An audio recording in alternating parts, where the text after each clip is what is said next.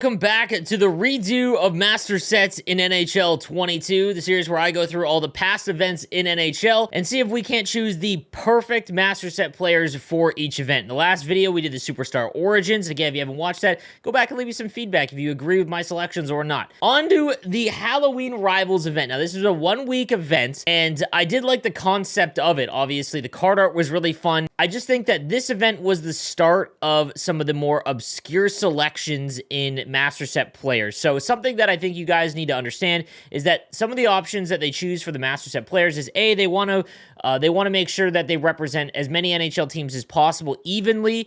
They also want to make sure that they give players that aren't going to receive a lot of player bonuses like Team of the Week and Prime Times cards that are higher overall, so that fans of that team could use a card. I'm going to give an example that I'm going to harp on a lot over this next few episodes of this series, and that's like Eric Brandstrom from the Ottawa Senators. I think that was one of the worst ones that could have been picked. But even in this Rivals event, I think that there were some obscure selections. There were also some really good ones. So again, guys, as always, make sure that you leave your feedback down below in the comment section if you agree or disagree with some of my selections. And we're going to start out with this one. The one thing I do want to mention is the criteria that I used in my first video was I wanted to have an alumni card represented. I also wanted to have someone from juniors or European League.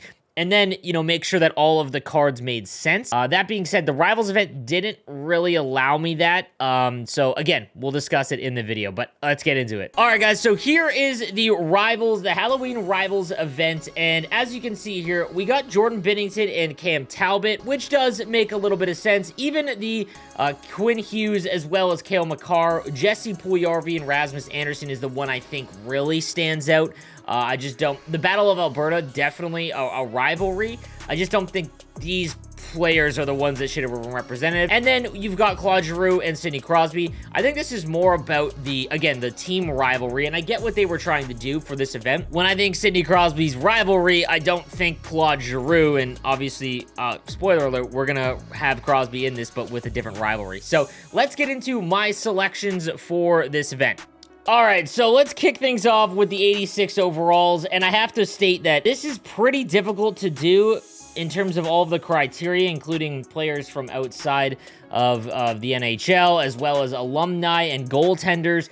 I couldn't hit on all of the notes here because the only goaltenders that I would put in are Patrick Waugh and Mike Vernon for their insane rivalry in the late 90s. That being said, we used Patrick Waugh in the prior event, so I don't want to double up on him. However, it might make more sense now thinking about it. But let me know in the comments section what you would do. And this first one, again, this is going to be the 86 overalls. It's going to be include someone who's pretty questionable outside of hockey. I'm trying to ignore that and just think about rivalries. And obviously, it's going to be Ryan Reeves when he was with the Vegas Golden Knights, and Evander Kane. There, again, as a Sharks fan, I got to see this up front and in its highlights of when it was going on. There really wasn't a bigger rivalry between two players, and it was absolutely insane because Evander Kane was one of the best players for the Sharks, and unfortunately, Ryan Reeves was just so able to get under his skin that it derailed some of the playoff games as well as regular season games between these two clubs because he could not get away from it. Evander Kane just had an awful time getting sucked into that, but off of the ice as well, they just battled on Twitter, everything. I think they are definitely one of the better rivalries over the last few years, and I would give them a Rivals card. All right, then on to the 87 overall players, Chris Draper. Now, like I mentioned, between Patrick Waugh and Vernon, the catalyst of that event was Claude Lemieux's hit on Chris Draper the season prior, and it led to one of the most insane rivalries that the sport has ever seen between the Detroit Red Wings and the Colorado Avalanche. You could have picked like 10 different cards for this event from that fight and series between them over the late 90s, and Chris Draper versus Claude Lemieux would be a huge one. Obviously, they barked off at each other off the ice quite a bit as well. And now Claude Lemieux actually did get a card in the Halloween Rivals thing. And again, he fought like everyone. So I think that it would have been better to get a Master Set player at 87 overall between Claude Lemieux and Chris Draper. And that would hit on the alumni portion of this event. All right, on to the 89 overall players from this event. We're going to go with Matthewchuk from the Calgary Flames and Drew Doughty from the LA Kings. Now, again, if you followed this over the last few years, this isn't between the teams that have the big rivalry, but man, do Doughty as well as Matthewchuk just not like each other. Again, much like the Ryan Reeves and Evander Kane rivalry, these two guys just don't like each other, and it's become one of the better rivalries to watch when they play. So I just think it made total sense, and I remember at the time of this event coming out, everyone being stunned that this wasn't included in it. So I think it's a perfect one for this 1 week event, and just fits all of the criteria. And then for our 91 overall Master Set players, we're going to go with Sidney Crosby. I think they got this right, as he does have a very intense rivalry with one individual. So the 91 Sidney Crosby does make total sense.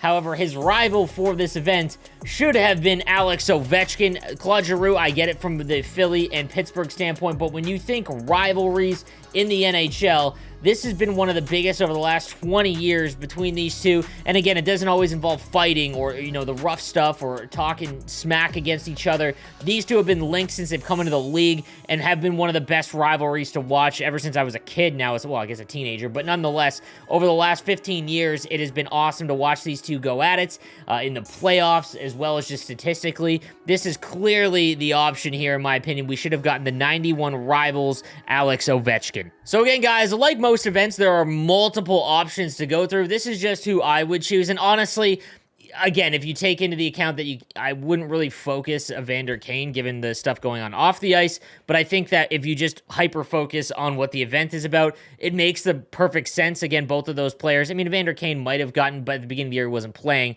might have been, 86 overall might have been a little low, but Ryan Reeves is not going to get an 86 overall card. So that kind of fits that criteria. The other one I could have chosen, again, I wanted to include a goalie. I thought about Milan Lucic and Ryan Miller, but I think that the Tkachuk as well as Doughty rivalry was a little bit better, and obviously Lucic with the Flames. You can't represent that the same team multiple times, or you want to try and avoid it as much as possible. But let me know what other rivalries you would have gone with in the comments section down below. Again, this was a 1 week event, so I don't think it should have been super focused on maybe some of the other ones. I think it should have been included some fun and some recency bias. But again, let me know what you think in the comments section down below, and I'll see you next time.